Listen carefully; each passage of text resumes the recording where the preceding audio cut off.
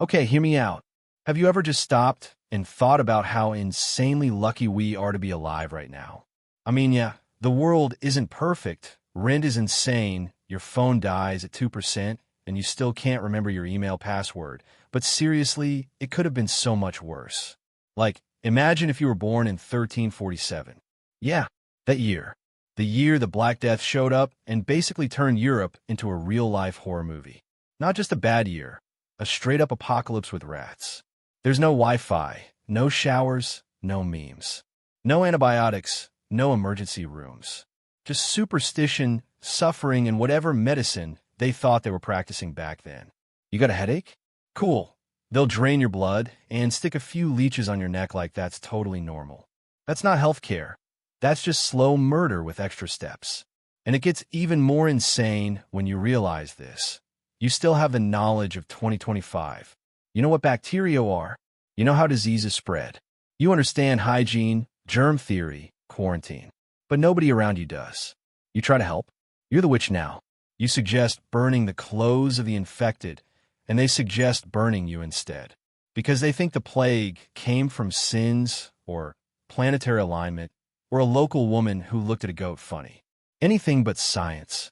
And don't even get me started on the doctors.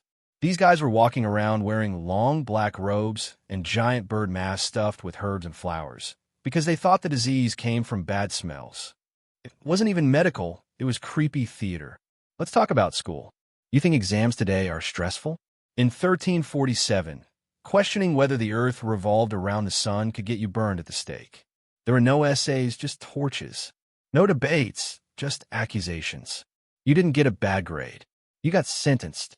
And then there's the daily life stuff. Everyone wants to go off-grid now, right? Like it's some peaceful, minimalist dream. But in 1347, off-grid meant no plumbing, no clean water, no electricity, and your entire village vanishing overnight. You couldn't even find toilet paper. You were lucky if you found leaves. Even if you survived the plague, big if, you were still stuck in a world of war, famine, and religious persecution. People lived in fear, filth, and silence. Life expectancy was around 30, and even that came with a side of tooth rot and back-breaking labor. But the worst part? It's not the plague, not the rats, not the pain. It's that feeling of helplessness. You know how to help. You have the answers, but no one will listen. Because in that time, being right could get you killed. The truth didn't set you free. It got you labeled a heretic. And that's the part that really messes you up. You're watching people suffer from something totally preventable. You know what to do, but your words?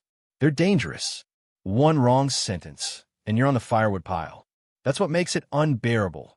Not the disease, but the silence it forces on you. Now zoom out for a second. Look at where we are now. You can Google anything. You have real doctors. You've got science, vaccines, painkillers, indoor plumbing, memes, and pizza delivery. You can send a text to someone across the planet in under a second. You got hot showers, filtered water, online school, and antibiotics. You're reading this on a glowing rectangle that connects to satellites floating in space. That's magic compared to 1347. And yet, we still get annoyed when TikTok takes 5 seconds to load.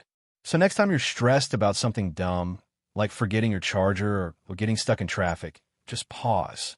Breathe. And remember, you could have been in 1347. You could have been covered in leeches, living in a town that thinks soap is suspicious.